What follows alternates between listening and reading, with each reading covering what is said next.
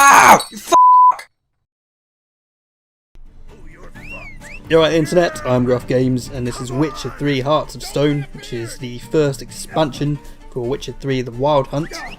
Now this campaign has some pretty cool rewards, some sort of unique items, vanity items, a couple of secrets. There's a full set of Witcher gear, as well as at the end of the game you're going to get a choice where you can get some very unique rewards, or you'll get a choice of one very unique reward. You might have seen Roach do something very peculiar in that clip I just shown you. So I figured I'd make a video showing you some things that you might miss, and as well as some secrets and maybe a couple of tips. Anyway, that is enough of me banging on. Let's get started. Alright, so during the Hearts of Stone campaign you're going to find yourself on a mission called Open Sesame, where you will be a patron at an auction. Now there's a few things there you're definitely not going to want to miss, and you can quite easily miss just for interacting with the wrong thing. So before the actual auction starts, you're going to get an optional quest to speak with 3 of Vivaldi's friends. You're going to want to do that. Do not interact with the bench, because that will start the auction and you'll skip all of this stuff. So in no particular order, we have this dude who is looking at paintings. He's going to ask you what to pick a painting. The answer is the merchant, so pick that as number 3. What this will do is you'll buy a painting at them in a minute at the auction, and once you've got it at the end you'll get a quest, because he will tell you about like an enthusiast, and you can get a bit of money for yourself. Next up, probably the most important thing, you're definitely not going to miss this lady. She is like a Witcher enthusiast. Speak to her, you'll have a trade option, so trade with her and you'll get the ability to buy the crafting diagrams for the Viper Witcher gear, which is like the new strongest Witcher gear in the game. You also get a little bit of story with her, which is quite nice. Okay, last up and not least, we have Hibbert. Now before you speak to this guy, I recommend you save your game. This dude is basically your Gwent quest, so you can get a unique Gwent card if you play him, and he will not give you a rematch, so make sure that you've got that save. Anyway, beat him, it's pretty simple. You'll get your Gaunter Odim card. Like I said, just reload the game, make sure you got your save just before you speak to him, in case you do lose, because he will not give you a rematch. Once you spoke to all 3 of these people, you got some pretty unique items and an extra quest. You're going to start the actual auction. You want to buy all 3 of the things. There's a total of 3, obviously, and there's an achievement for buying them all. So we have a figurine, which is probably one of the biggest secrets in the game. I'll tell you that in a minute. But you're only going to need about 1,000 crowns to buy all 3 things, so make sure you've got all that. You buy the figurine, you're going to buy obviously the painting, as I mentioned, providing you chose the right option with the guy earlier. When you come out of here, you're going to get a quest to basically go and speak to a guy, and you'll sell that painting to him and get a bunch of money for it. The final item is it's kind of a vanity item, so you can equip in your additional item slot, and it's basically a pair of glasses, and you'll get a bit of story. This is basically a reference to us guys that played the first Witcher game on the PC. It was an assassin called the Professor. He was like one of the main antagonists in the game, and you can basically just buy his glasses and wear them. They don't do anything particular other than make you look like Geralt the hipster. I'll show you what they look like right here.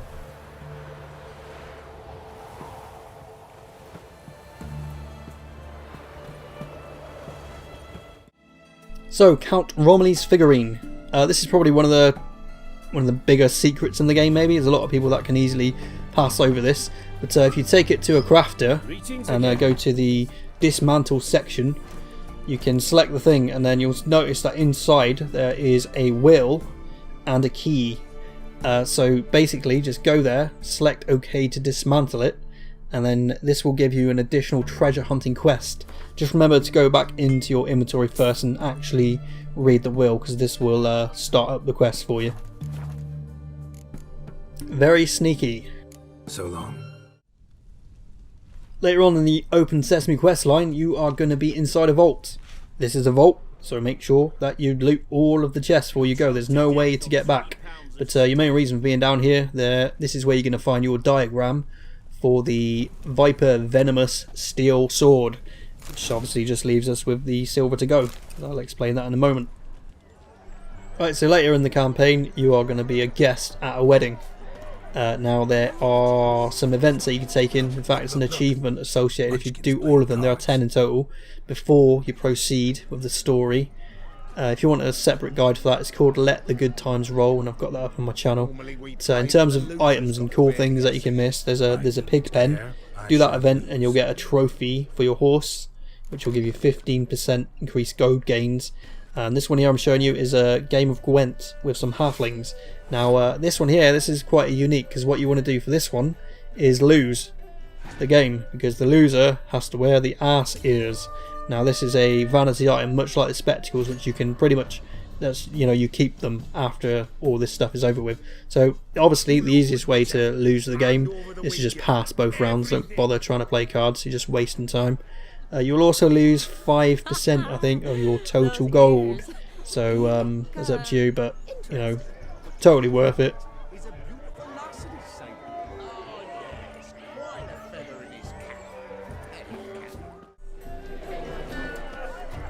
So the final thing you're not going to want to miss during the wedding section is upstairs in the barn.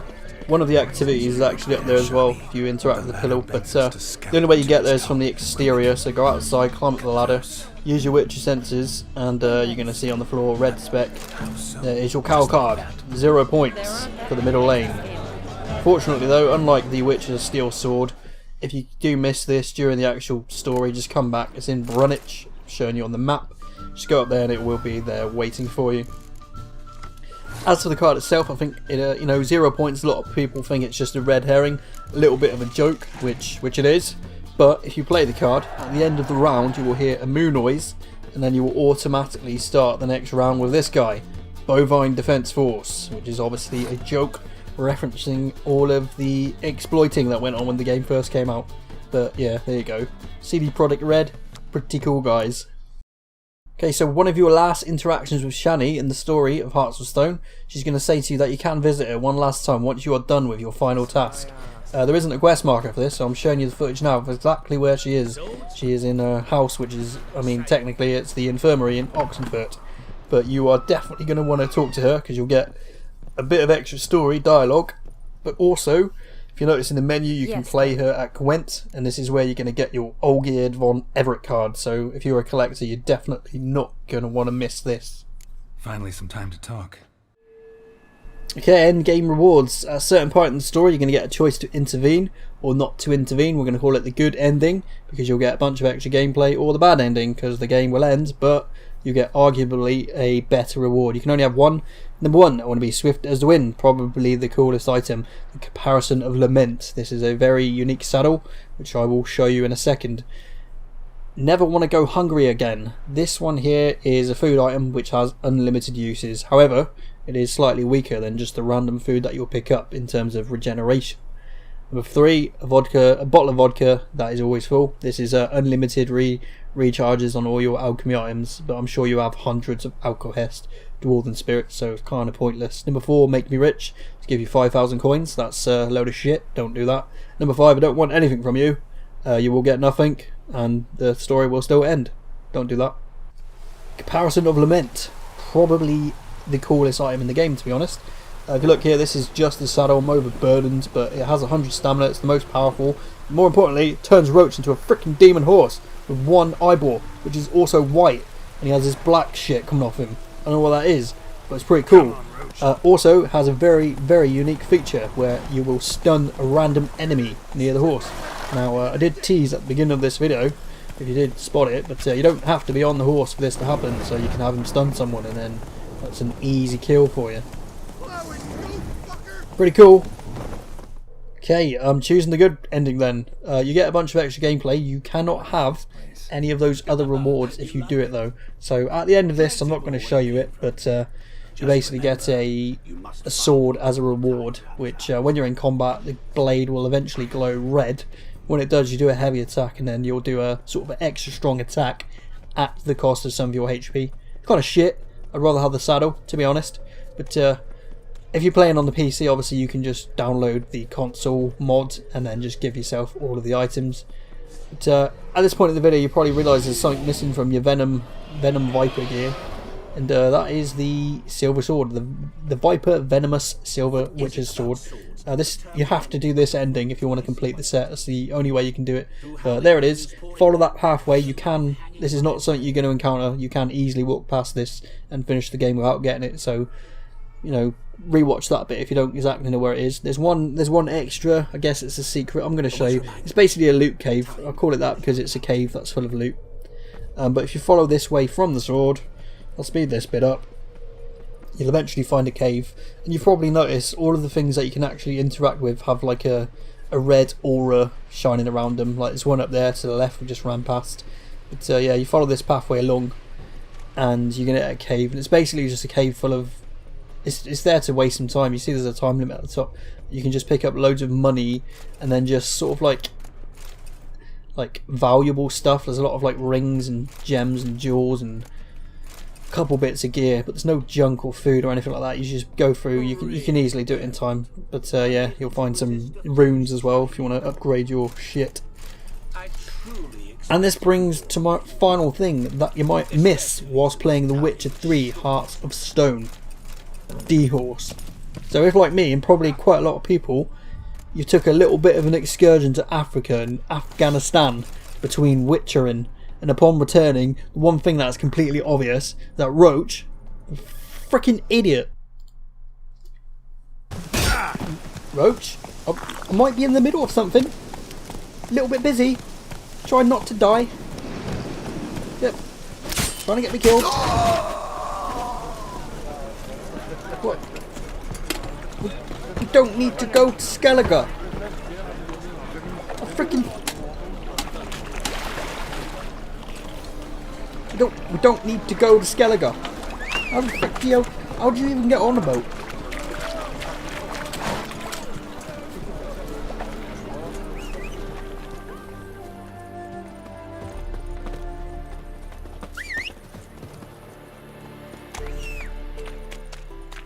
Come on.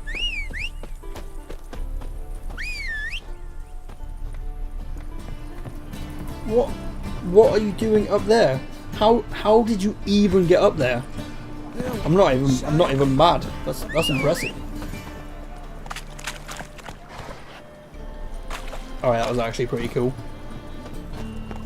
What you... Roach? What are you doing down here?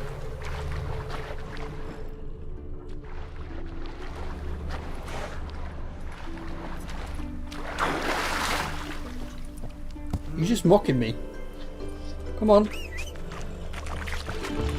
You got yourself down there, you can get yourself up. Come on.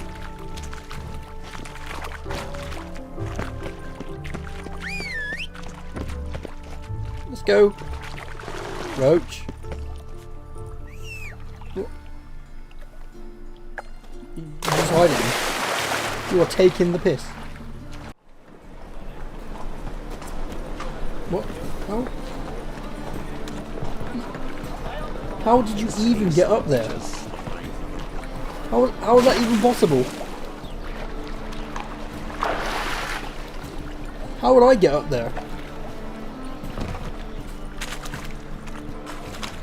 I don't even know how to get up there. Yeah. No, you don't fancy it? No? I'll just walk to Novigrad, shall I? It's a fucking good job I can fast travel.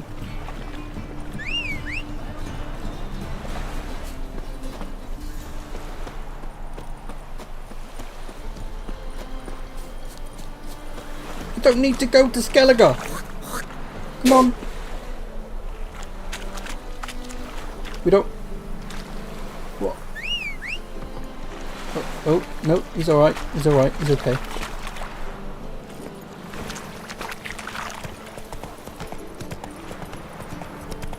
You suck. You suck, Roach.